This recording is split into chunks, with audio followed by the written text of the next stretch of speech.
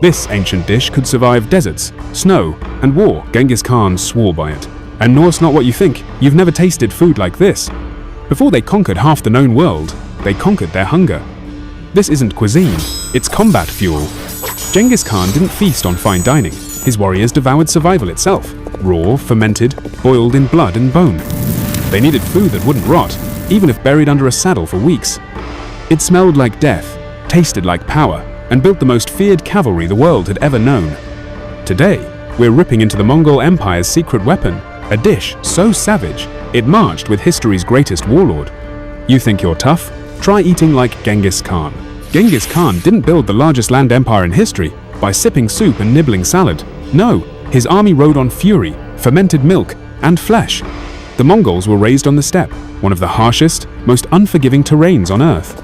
In this bone-dry battlefield of life, food wasn't comfort, it was strategy, it was survival. Their diet had to be light, portable, and brutal. No sauce, no garnish, no mercy. The key staple? Bortsogen boards. Dried, rock-hard hunks of mutton or horse meat, pounded thin, sun-dried until it could survive months beneath a saddle, marinating in sweat and dust. When hunger struck, they'd toss the meat into boiling water, or just chew it raw. It wasn't about taste, it was about not dying. And their stomachs? Made of iron. They'd drink airag, fermented mare's milk, sour, foamy, and strong enough to shock modern taste buds into submission. Need a chaser? Blood broth, drawn fresh from their horses without killing them. Yeah, that's real. This wasn't just food, it was fuel for conquest. Fuel that helped 100,000 warriors thunder across Asia, crushing cities, slamming empires to their knees, and leaving scorched earth in their wake. While kings dined on golden platters, Genghis Khan ate fire from a saddlebag. Imagine this. You've ridden 100 kilometers in a single day. No rest, no luxury. Your next battle is hours away. What do you eat? Not some energy bar or canned soup. You rip into slabs of dried borts, shredded mutton so tough it doubles as armor. Need to rehydrate? Toss it into your helmet, pour in river water, and let it stew under the sun. Gourmet? Number gutsy? Absolutely. This wasn't cuisine, it was warfare on a plate. And then came the fermented fury, airag, a drink that could twist your gut and your soul. Milk from a mare, churned by galloping horses, left to ferment until it bubbles and bites. Sour, wild, raw. A few gulps of that, and you're ready to tear down a kingdom. And kumis? Another fermented masterpiece. Tangy, boozy, alive. The Mongols didn't drink to relax. They drank to unleash the storm. Before charging into battle, they'd feast on orgo, dried curds like cheesy bullets of pure protein. No time for digestion, this was instant rage fuel. While their enemies trembled in silk pajamas, the Mongols slammed fermented fire and sucked the marrow from bones. This diet didn't just sustain them, it transformed them into human battering rams with iron guts, unbreakable backs, and an unrelenting will to conquer. You think your pre-workout shake makes you tough? Try surviving on blood, milk, and meat under a rain of arrows. After the dust of battle settled, after blood soaked the sand and empires fell, Genghis Khan didn't nibble on salad.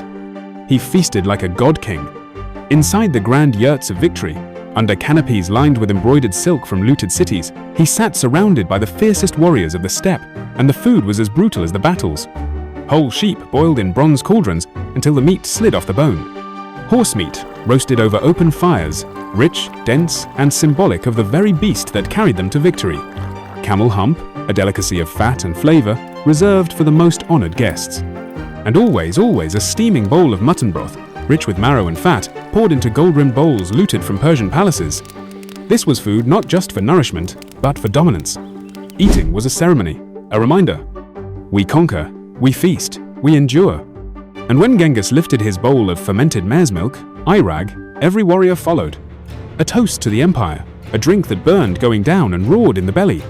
Each feast was a flex, not just of wealth, but of power. Today, we eat like kings, because we became gods on the battlefield. And if you were in that tent, breathing the smoke of roasted meat and fire, you'd know this was no ordinary meal. This was the taste of conquest. The Mongols didn't eat for comfort. They ate for war. Their diet wasn't accidental, it was a weapon. Forget the Mediterranean diet. The Mongols were on the conquest diet. High protein, high fat, zero nonsense. They built muscle not with gym routines, but with daily horseback riding, archery, and meals that fueled endurance and fury. What did this savage menu look like? Dried meat, strips, borts, light to carry, dense in calories. A warrior could ride for days eating just this. Tallow and fat, smeared on bread or melted into soups, not just energy, but fuel for freezing nights in the mountains.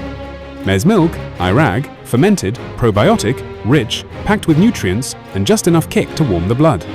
Bone broth, simmered with marrow and organs, delivering iron, collagen, and minerals. This wasn't a diet, it was an ancient performance protocol.